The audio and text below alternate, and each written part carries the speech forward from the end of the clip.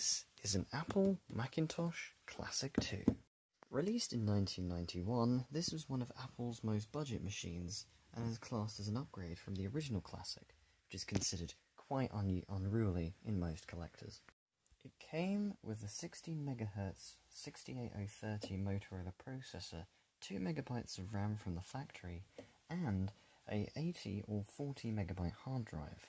My example comes with 8MB of RAM and a 80GB hard drive, which was the largest size of the time period. Like most compact Macs of the time period, this has a 9-inch monochrome cathode ray tube monitor, or CRT for short. The unit also displays a 1.44MB floppy disk drive, which was uncommon as most of Macs had a 800K style drive. On the back, it has many I/O, including a headphone jack, ADB port, parallel SCSI, printer port, an external floppy port, another printer port, a modem port, and external audio, as well as the power input and rocker switch to control the on-off switch, as the system doesn't have soft power on control. My computer was a free find. It came with its original Volex Pencon 13A BS1363 cable, straight out of 1992, and it was the dawn of the new safety plugs, as these had the black pin protection shielding to prevent people electrocuting them if their fingers made contact with the pins whilst removing the plug from a standard British socket. The ADB cable is the primary interface cable for most Macintosh peripherals, formally most keyboards and mice. This one still has its plastic wrapping and is in pretty good condition for its age. I'm unable to tell if this keyboard is the original, but it comes with an Apple Keyboard 2 when I found it, and this keyboard has a soft power on switch, which doesn't support this Mac, so it is probably the wrong keyboard. Notably, the lockable caps lock key, which is unusual as most keyboards of the time had a standard key for activating the caps lock. Also, most of these keys are rubber dome, but they still sound delightful to type on from the period. This also has the extra numpad on the side and ADB pass-through. My example came with the original Apple desktop bus mouse, also known as the cheese wedge in most Apple collector groups. This might be the wrong mouse for the computer, as I believe most Classic 2s came with the Apple Mouse 2, which is a brand new rounded style with the single button at the top and an Apple logo in the center at the bottom. Also, this mouse has a black rubber ball, as most computer mice of the time had a grey ball or a white ball. Taking off the top housing, you can see the internal cooling fan, which is a Canon branded fan. You can also see the internal motherboard, which houses the processor and the RAM, the analog board, which controls the electricity coming in, the electricity to the motherboard, and the power to the hard drive and CRT flyback. Next we have the neck board, which controls the electron guns, the deflection coil, the anode cap, and the 9-inch CRT itself. Note, when taking computers apart, always avoid this component if it hasn't been discharged enough. Down there is the Quantum ProDrive hard drive, which is 80MB in size, and below that the 1.44MB 3.5-inch floppy disk drive. Now that we've looked at the hardware side of things, let's power on the system and check out the software.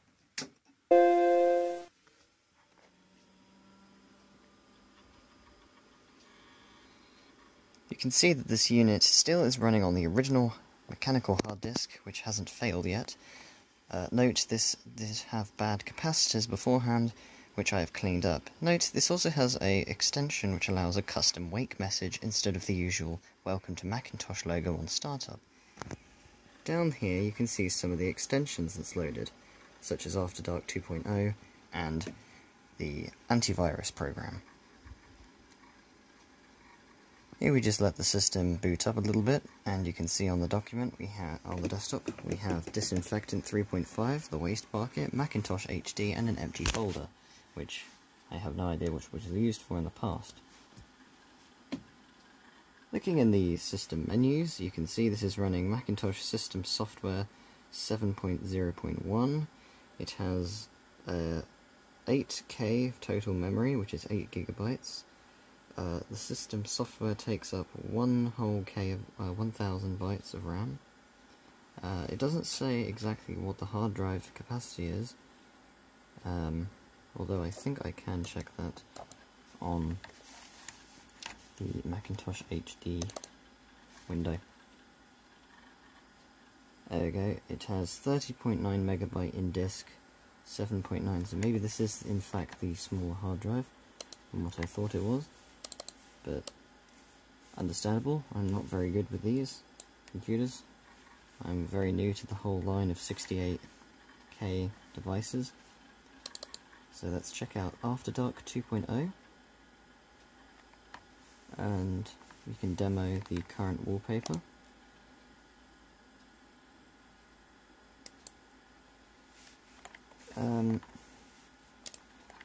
We can also check the audio, which unfortunately doesn't work at this moment in time, as the capacitors are too weak for the speaker to output proper audio.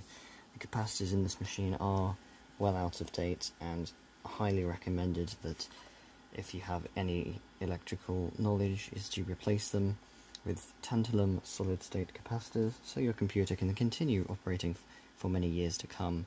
It is also recommended that if the mechanical hard disk fails, is to image the drive if you wish to archive any software, and to add it to a SCSI to SD device, which I personally recommend the blue SCSI, as it is the cheaper alternative for desktop devices, or the electrodeck.eu custom ARM chip based SCSI to SD module, which I've purchased and I will demonstrate when it comes to the computer that it actually is supposed to go in. But at the moment, this is the Macintosh Classic 2. It has a quite dim image, but that is because I have a lot of light behind me. And I believe I can up the brightness in settings, so let's see if that works.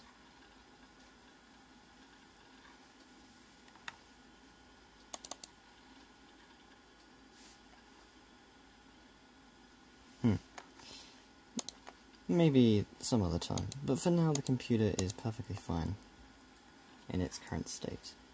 We can also test out the keyboard control with the keycaps application.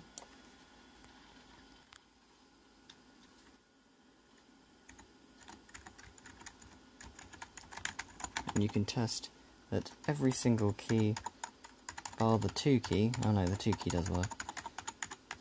You've got to be quite slow on this application for things to show up, but this will tell you all of the keys that work, and if any keys don't work you can narrow them down with this application.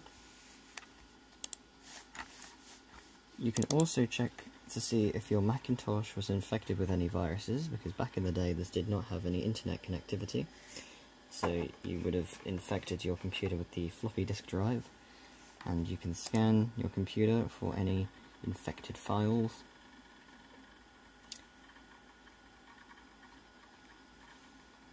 This for a fact, I know for a fact, doesn't have any viruses on it. I performed a scan a while ago. So now we can shut this device down. And that does conclude the review of the Macintosh Classic 2 computer. Thank you for watching, and make sure to leave more suggestions for future upcoming projects.